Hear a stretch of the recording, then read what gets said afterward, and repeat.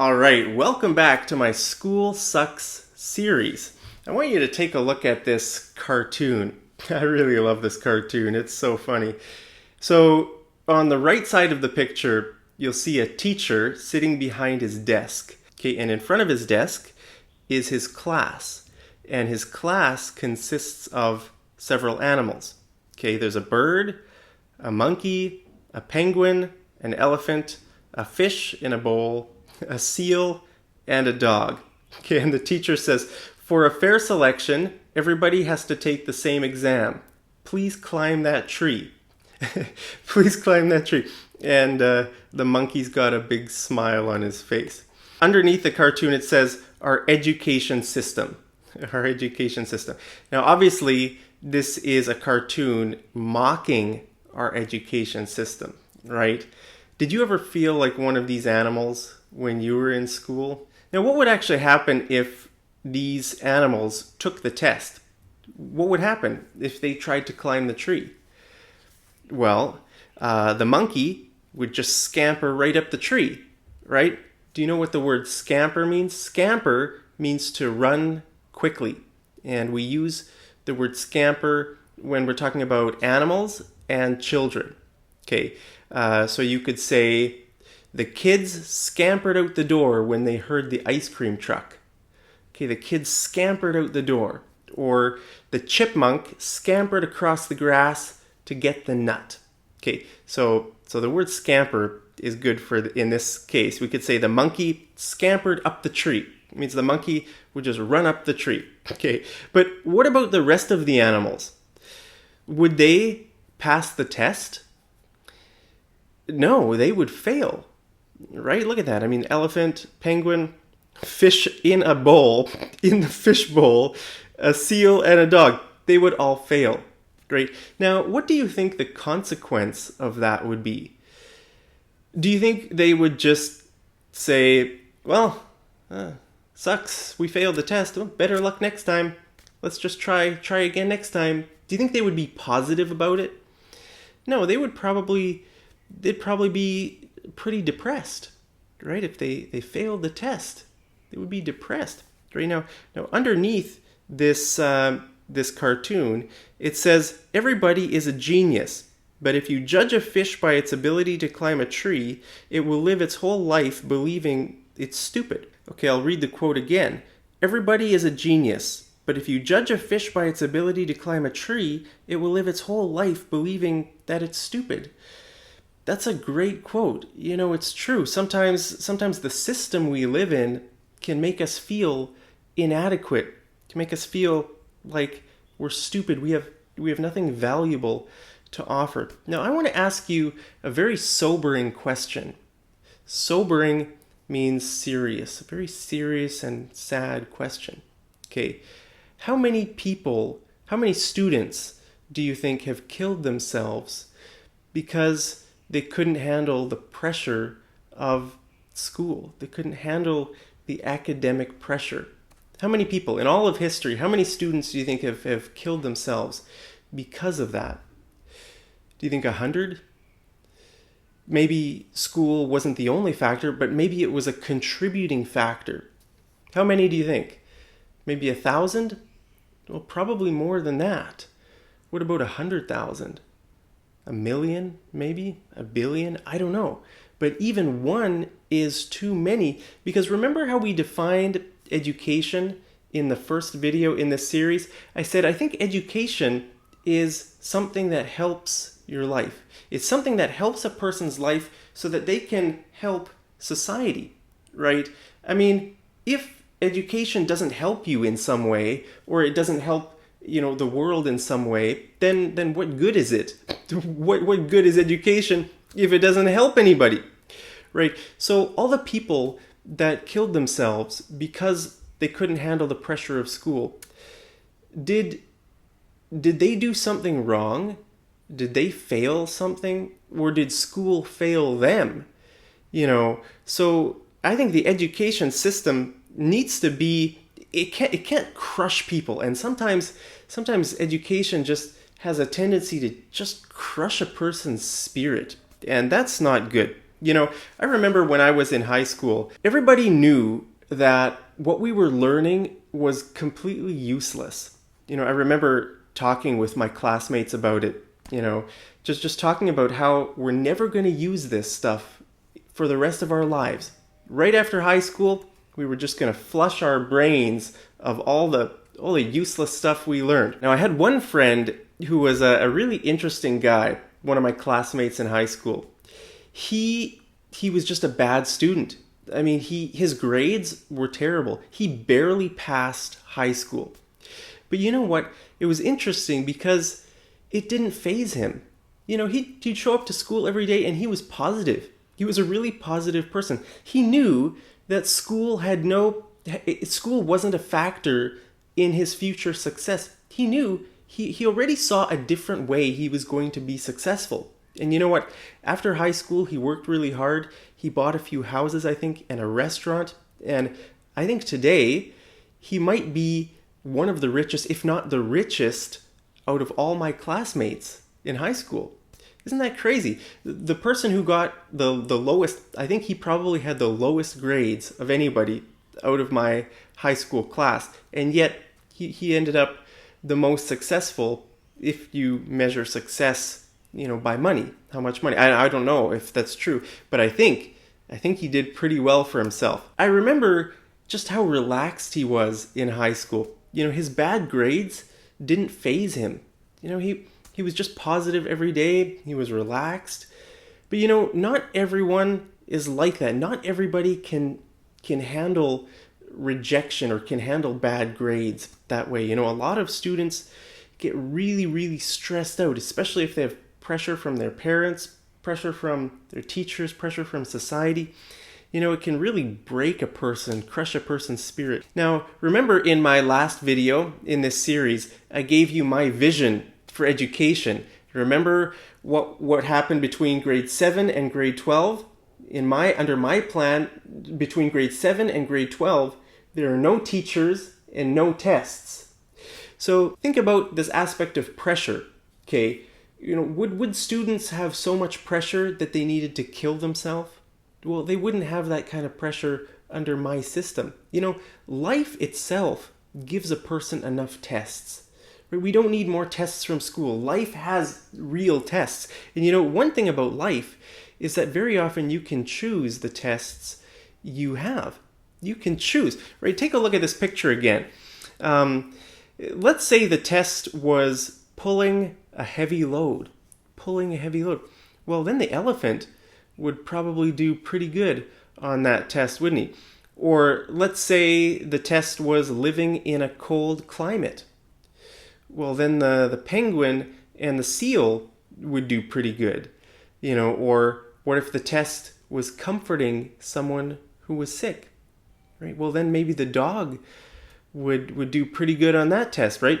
Dogs are sometimes called man's best friend. So sometimes pets can bring comfort to people, when they're sick. So there are all kinds of different tests in life, and we're sort of good at different things. And in life, you can very often choose the tests you want to take. Not all people have to take the same kinds of tests. I mean, we all face challenges, but we all have different strengths, and we can sort of work through those kinds of things, And just because we have a natural ability or a natural strength in one area doesn't mean we're automatically an expert or that we won't make mistakes. Of course we'll make mistakes. I made a mistake in yesterday's video.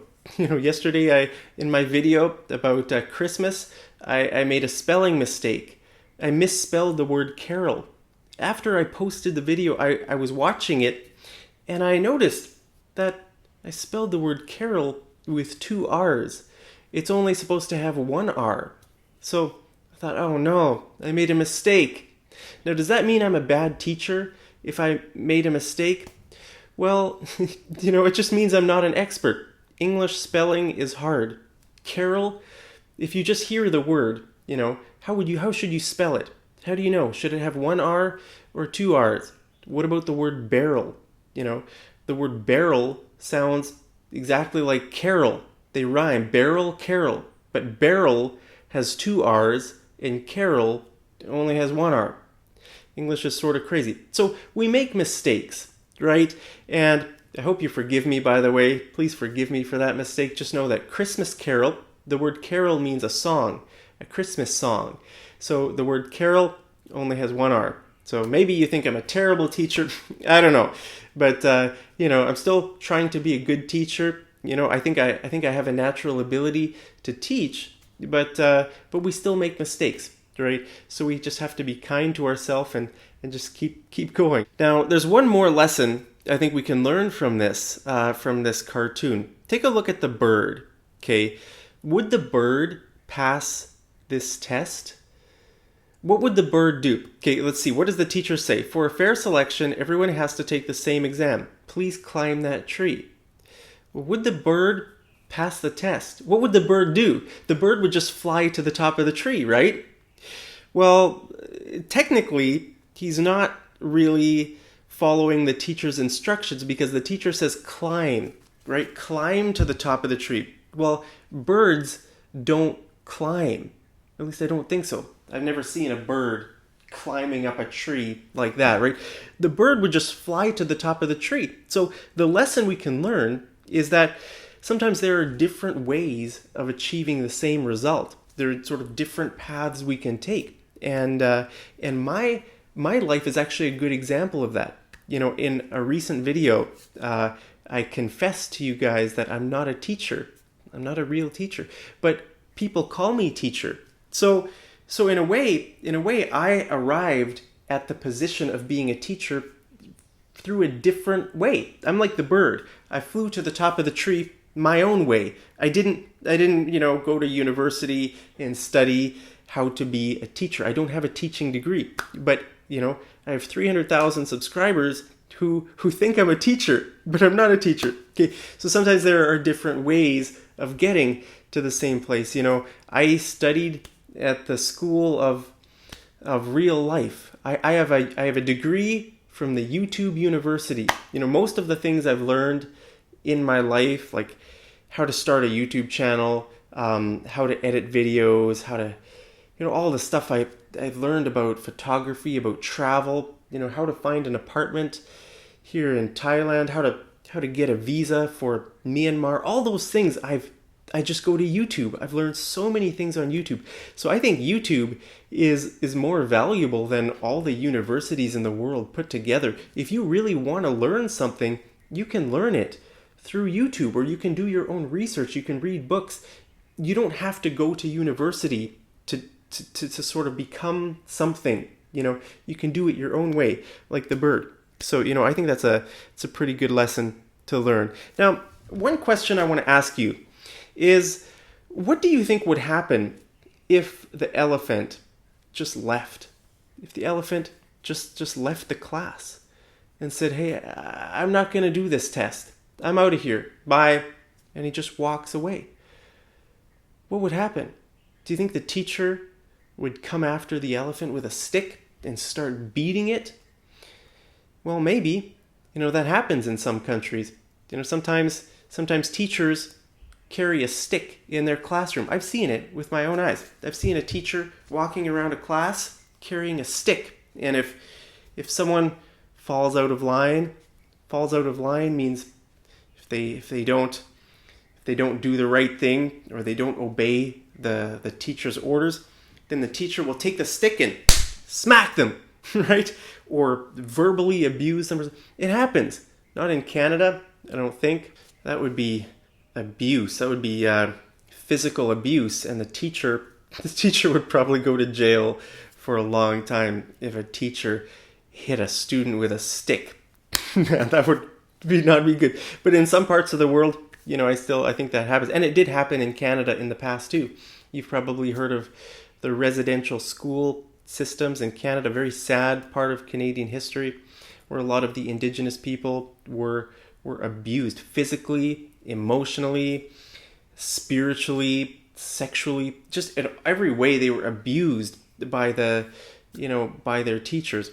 So that was a very big tragedy in Canadian history. But what do you think would happen if the elephant just walked away? Well, if he walked away, he might find himself in a very lonely place, right? I mean, take a look at this. It's in the middle of the wilderness. There are no people around. There's nothing. There's just land.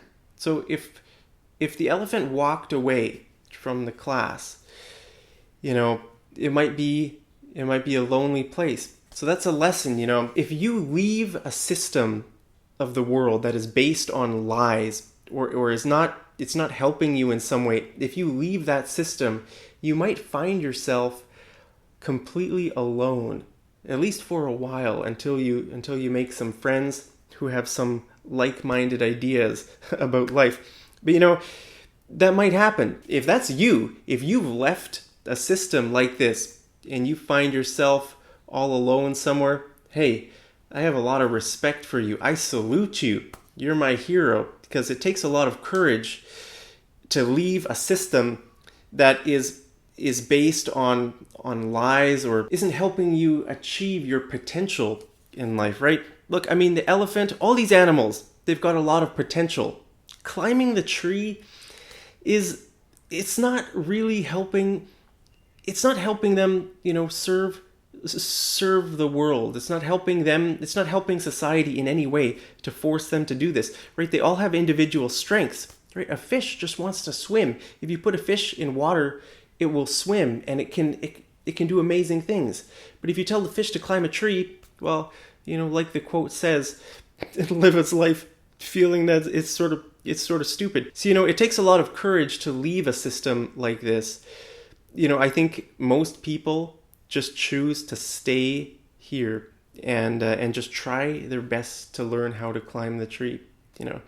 It's probably easier to stay in the class and try to learn how to climb the tree, even though you're not good at it and that's not your purpose. It's probably easier to do that than to go and leave the system and try to create your own system or just try to do something new. So again, if that's you, hey, that's amazing, because it takes a lot of courage. Anyway, I just wanted to take a look at this funny cartoon today. Hope you guys are having a wonderful day. Thank you so much for sticking with me to the end of this video. I'm not sure how many more videos in this series I'll make, but as a teacher, I just want to help. I just want to help bring some new ideas, because a lot of people really struggle under the education system. I think this is just a brilliant cartoon. Sometimes in English we say a picture is worth 1,000 words. I think something like this, a cartoon like this, it just brings some humor. It brings truth through sort of a funny way. So I really like cartoons like this. So whoever made this, I take my hat off to you. That means well done. I respect you for that. So anyway, thank you guys so much. Hope you're having a wonderful day, and I'll see you over in the next episode of Mad English TV. Take care.